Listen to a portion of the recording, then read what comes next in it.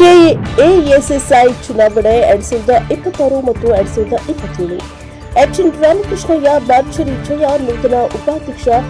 SME ವಲಯಕ್ಕೆ ಹೊಸ ಭರವಸೆ. ಇನ್ಕ್ಯುಬೇಷನ್ ಪ್ಲಸ್ ಕೌಶಲ್ಯ ತರಬೇತಿ ಘೋಷಣೆ. ನಮಸ್ಕಾರ, ಇದು ಪ್ರಜಾಪವರ್ ಟಿವಿ. ಕರ್ನಾಟಕದ ಸಣ್ಣ ಕೈಗಾರಿಕೆಗಳ ಸಂಘ ಅಂದರೆ ಕೆಎಎಸ್ಎಸ್ಐ 2026 ಮತ್ತು 27ನೇ ಸಾಲಿನ ಚುನಾವಣೆಯಲ್ಲಿ ಬೆಂಗಳೂರಿನ ಅಭ್ಯರ್ಥಿ ಎಚ್.ಎನ್. ರಾಮಕೃಷ್ಣಯ್ಯ ಭರ್ಜರಿ ಜಯಗಳಿಸಿದ್ದಾರೆ.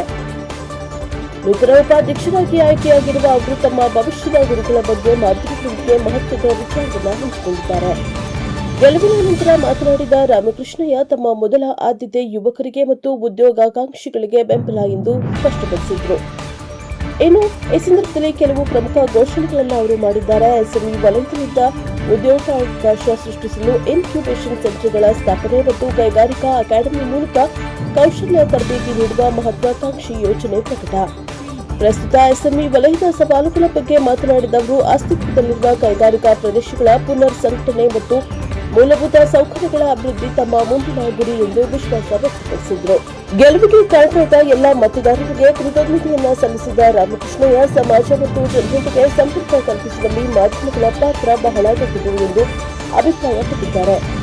ಕೆಎಎಸ್ಎಸ್ಐವನ್ನು ಇನ್ನಷ್ಟು ಬಲಪಡಿಸಿ ಕೈಗಾರಿಕಾ ವಲಯದ ಸರ್ವತೋಮುಖ ಅಭಿವೃದ್ಧಿಗೆ ಶ್ರಮಿಸುವ ಭರವಸೆಯನ್ನು ನೀಡಿದ್ದಾರೆ.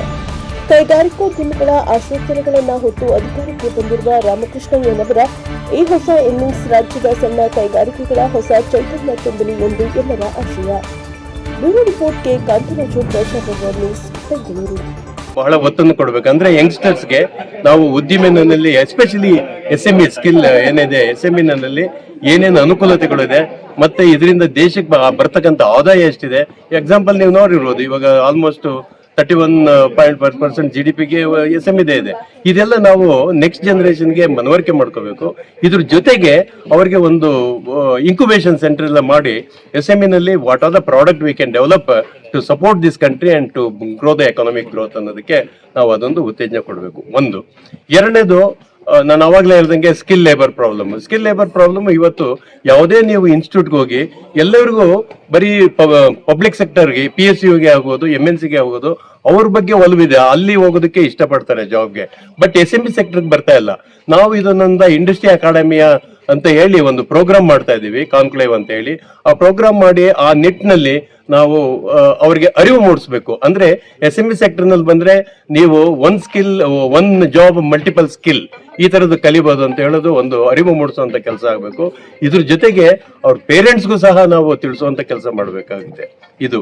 ಇನ್ನೆರಡನೇದು, ನಿಮಗೆ ಗೊತ್ತಿದೆ, ಇದರಲ್ಲಿ ಎಸ್ಎಂಇ ಸೆಕ್ಟರ್ ನಲ್ಲಿ ಬರೀ 7% ಮಾತ್ರ ಡೆಸಿಗ್ನೇಟೆಡ್ ಏರಿಯಾಸ್ ಇದೆ. ಅಂದ್ರೆ KSID KDB ನಲ್ಲಿ 93% ನಾನ್ ಡೆಸಿಗ್ನೇಟೆಡ್ ಏರಿಯಾದಲ್ಲಿದೆ, ಅಂದ್ರೆ ಪ್ರೈವೇಟ್ ಇಂಡಸ್ಟ್ರಿಯಲಿಸ್ಟ್. ಅದಕ್ಕೆ ಮೂಲಭೂತ ಸೌಕರ್ಯಗಳು ಬಹಳ ಕಮ್ಮಿ.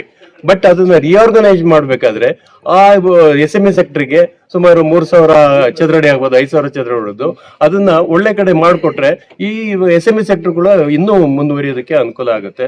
ಇದು ಒಂದು ಯೋಜನೆ ಇದೆ. ಈ ತರದ ಸಹಸ್ರಾರು ಯೋಜನೆ ಇದೆ. ಇದು ನಮ್ಮ ಎಚ್.ಎನ್. Ramakrishnaiah, Vice President candidate, and today I have elected as Vice President and President for the next year. ಮಾಧ್ಯಮದ ಕಡೆಯಿಂದ ಶುಭಾಶಯಗಳು. ನನಗೆ ನೀವು ಇಷ್ಟವರೆಗೂ ಬಂದು ಈ ಬಹಳ ಹೊತ್ತು ಸಮಯ ಕಾದ್ರಿ ನನಗೆ ಇದನ್ನು ಮಾತನಾಡಿಸ್ಬೇಕಂತ ಹೇಳಿ. ಈ ಮಾತನಾಡಿಸೋದಕ್ಕೆ ನಿಮ್ಮ ಮಾಧ್ಯಮಗಳಿಗೆಲ್ಲರಿಗೂ ನಾನು ಧನ್ಯವಾದನ ಹೇಳ್ತೇನೆ. ಮಾಧ್ಯಮ ಬಹಳ ಮುಖ್ಯ. To connect with the people and connect with the society ಬಹಳ ಮುಖ್ಯ. ನಾನು ಮುಂದೆ ನಿಮ್ಮ ಮಾಧ್ಯಮಗಳನ್ನ ನಾನು ಉಪಯೋಗಿಸ್ಕೋತೀನಿ ಅಂತ ಹೇಳೋದಕ್ಕೆ ಮತ್ತೊಮ್ಮೆ ಧನ್ಯವಾದ ಹೇಳ್ತೀನಿ.